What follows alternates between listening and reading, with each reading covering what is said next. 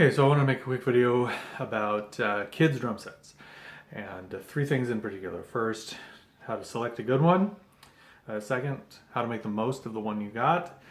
And then third, steps you can take as a gigging drummer to convert a good kids drum set into a mini kit for gigging use, for professional use. So the first thing when you're picking a kid's drum set is that you want to look at the hardware. Specifically, you want to look at the rims. This is a pro drum, this is a small professional drum, but you want it to have these same characteristics. You want it to have metal rims that are flanged, in other words, have this sort of scooped shape to them if you put them on end, that have square-ended real tension rods. So these bolts are called tension rods, and they have a square end that is standardized to a drum key. And then they affix into these nuts that are on these lugs on the outside of the shell. That's the way a real drum should be made. If it's some other way, it's tacked on or it's roped in or something, that is more of a toy and not as desirable. With the bass drum, the only variation here is that the hoop, instead of being metal, will probably, it may be made of metal, but it will appear to be more wooden. It'll be thicker, about 1 inch thick, and it should be held on with claws that are similarly held back into lugs with tension rods. That means it's real drums. And the only other thing is that you want it to have, ideally, all the minimum components of a real drum set, which would be as a snare drum, which a snare drum is the kind of drum that has wires that are either underneath or inside, curved against the head. Snare drum, a rack tom, that's the one that comes up on top of the bass drum. The bass drum, which is the one you hit with a pedal, and then the floor tom, which has legs and is sort of next to the snare. The other two components would be that you want some sort of ride cymbal, which has a standalone cymbal, and then you have a hi-hat, which is the two cymbals that clap together on a pedal-driven stand. Those are the minimum components of the drum set. Of course, you're going to also have the pedal and a stool of some sort.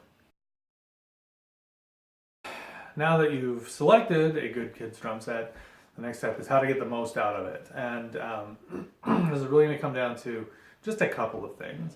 The first is tuning the heads. And in the example that I'm going to play after these tips and tricks, I'm using a stock factory kids drum set that all I've done to it is to tune it. If you want some tips about how to tune drums, I have a whole video on that, which you can link to up here. It goes into depth, and there are also several other YouTube videos that get to the point quicker than I do. So if you want to choose one of those, I'll never know. So tuning the heads is the main thing, and then the second thing is setup. If you're not a drummer, if you're not familiar with how to set up drums, here are a couple key points. So you're going to want the snare. If you're a right-handed player, the snare goes just to your left, and it goes above your knee line, and it should be mostly flat, maybe slightly angled towards you. Your floor tom, the tom that's on legs, should be at the same height as that, and it's going to be on the outside of your right leg. So the snare goes between your legs, and the floor tom goes outside your right leg, same height. The hi-hat, the cymbals that clap together, is to your left. It's with your left foot that you actuate that, and it should slightly overhang the snare. So it should start to eclipse it, but not get completely in the way, because you're doing a crossover typically to do the patterns there. The bass drum should be right in front of you. You hit it with your right foot, and the rack tom, the tom that is mounted on the bass drum, should be not flat but tilted probably 20 to 30 degrees towards you. It should not be too steep. You're not hitting it straight on. You want to be able to pass your hands without a whole lot of repositioning the angle. So you're coming from down here relatively flat, slightly up and back flat. And then the ride cymbal goes typically to the right, and you need to make sure that it's high enough and positioned so that if it were to be hit, that it does not strike any of the rims of the toms that are nearby. So finally, if you're going to convert your kids kit into a mini kit for pro or gigging use, and that could be because a lot of times you can fit that into one bag, and between that, one bag for that, one bag for the lightweight hardware, one bag for the cymbals over your shoulder, you are loaded out of your car and into the club in one trip. And that's great if parking's tight. That's great if it's a small stage. That's great if you have very little room to backline. That's great if you're outside busking. It's great if you're at a farmer's market under a little tent with the whole band. A whole bunch of reasons. Plus, it's great to challenge yourself. That to sort of break your muscle memory and reapproach the kit fresh with a new outlook. So to have a sort of a secondary kit that's a change of pace can be a lot of fun. And then finally, it can be really engaging for the audience. We opened for a Danish punk band called Power Solo, and they were really great band, really great live show. But on their U.S. tour, their drummer was playing a little tiny mini kit that they just put, they'd converted and done a few basic modifications to. And he was playing it just crazy animal style, and the audience loved it, just ate it up, and it was just a great gimmick, and it really paid off. And so, it's interesting to see something different than what you expect.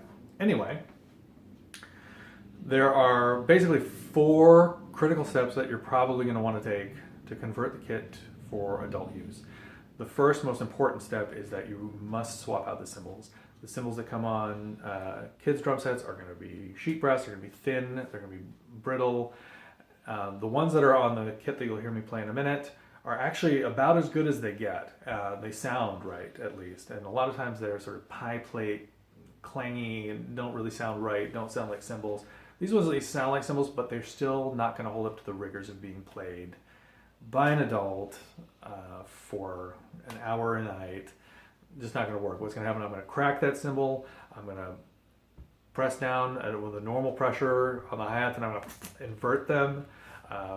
It's just not going to be good. So swapping the cymbals is the most critical step. The second, basically the 1B step, is you got to replace those heads. The factory heads are going to be thin, they're going to be resonant quality thickness. You want to have those be batter quality thickness. And so just any head will do, Remo, Aquarian, Evans, any good maker, doesn't matter, just upgrade the heads.